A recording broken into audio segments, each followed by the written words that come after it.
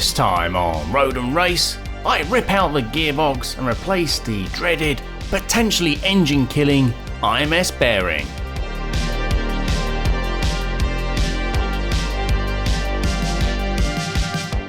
In the last episode, you'll see me battling with some very rusty exhaust bolts, as I did all the prep work for the IMS work by removing the exhaust, rear bumper, drive shafts and rear anti-roll bar.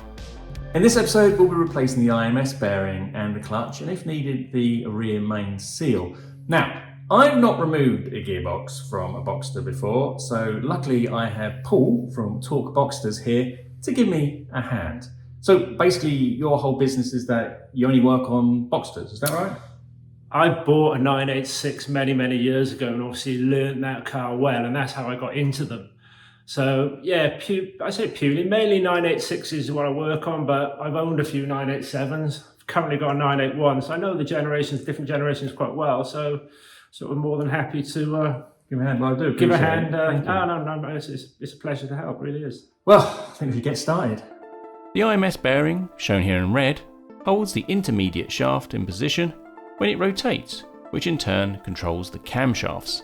If the bearing was to fail, then it would cause catastrophic engine failure. When Porsche released the Boxster and their new water-cooled M96 engine back in 1997, they used a dual row bearing. From the year 2000 to 2005, they changed to a single row bearing, and this is the one generally agreed to be the weaker and more prone to failure, up to 8% of engines according to the Porsche v Eisen class action lawsuit. My car is from 2005 and is one of the very last to have this single row bearing, but luckily I can replace it. EPS make a bearing that uses cylindrical bearings, not roller bearings, which makes it over 12 times stronger and will last the lifetime of the engine. I got mine from Design 911, who have an enormous selection of Porsche parts in stock for next day dispatch. Over 500,000 parts, from the 356 to Panamera, classic to modern. Be it original equipment or aftermarket parts they can supply for any Porsche. All competitively priced and, more importantly, actual knowledgeable staff to deal with any inquiry. And handy parts diagrams so you can easily find that random part you need. You'll find a link to the Design 911 website in the description box. So first to come off is the exhaust.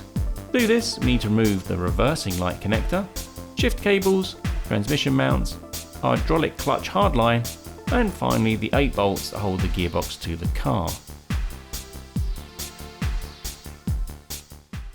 Here we are, the gearbox removed. Well, that was a bit tricky, but we got there in the end, mostly because of this bracketry up here and whatnot. Biggest challenge was that Porsche say you have to get a puller on this, and there's no way we're getting a puller on that, so we just had to disconnect the clutch hardline just there. So, next, removing this and replacing the clutch. Now we have the clutch and the flywheel off the car, so we can get to the back of the engine and inspect. So here's the rear main seal, and if you pull out, you can see what's leaking. It's down here. It's the IMS bearing housing. So even though it's quite a common thing for the rear main seal to leak in these cars, seems pretty dry. And if you look at the dimpling just here, see the yellow and blue markings just here on the rear main seal? We think that it's been changed because that's too fresh, that's too new. But down here, we need to take the IMS bearing out because it's leaking. Taking the little service hatch off so we can get access to the front of the engine because we need to lock it in top dead center. What you do is you rotate the engine using this nut here until you can get like a locking tool through this eyelet. Around about here is usually where it locks. Now we can drain the engine oil. Remove both chain tensioners.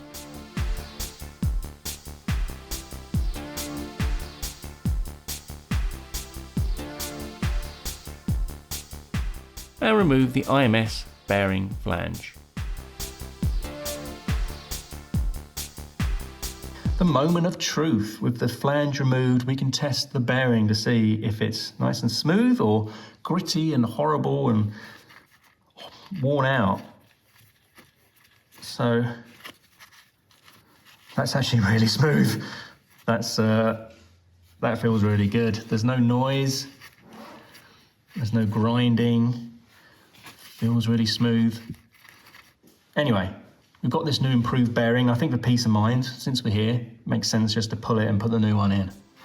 With the special pulling tool, the old IMS bearing pops out very easily.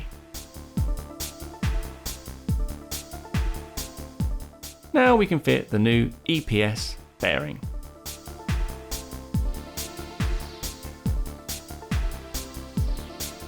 And here we have the new bearing fitted into the car. And it's lovely and smooth. Yay! Very excited about that. In regards to the leak we saw, the oil spillage, my theory is that the clutch has been replaced at some stage because it's not worn enough to justify 80,000 miles. The rear main seal's been changed, but not the IMS bearing, and they just didn't bother cleaning up any of the oil from the leak from the RMS because the IMS wasn't leaking. And now we can fit the new bearing flange.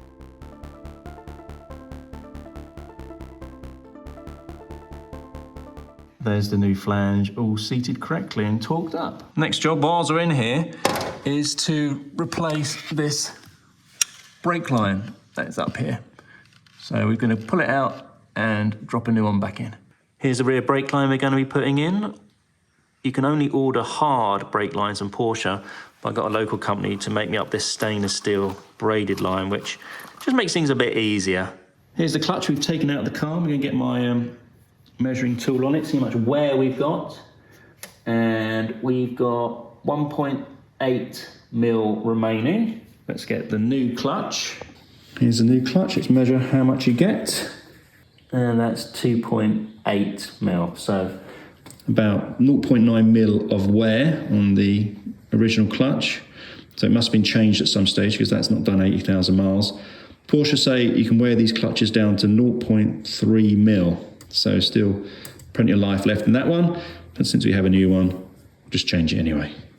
So that's the gearbox back on the car. That was fairly involved. I know I couldn't have done that by myself. So big thank you, Paul, for your help today. Pleasure to help. It's a big, heavy unit. If you did it on your own, it is heavy. But no, it's a pleasure to help. And if any of you guys, any of the viewers need any sort of 986 advice, please just get in touch. The details are below the video. Yeah, I'll leave Paul's website details in the description box.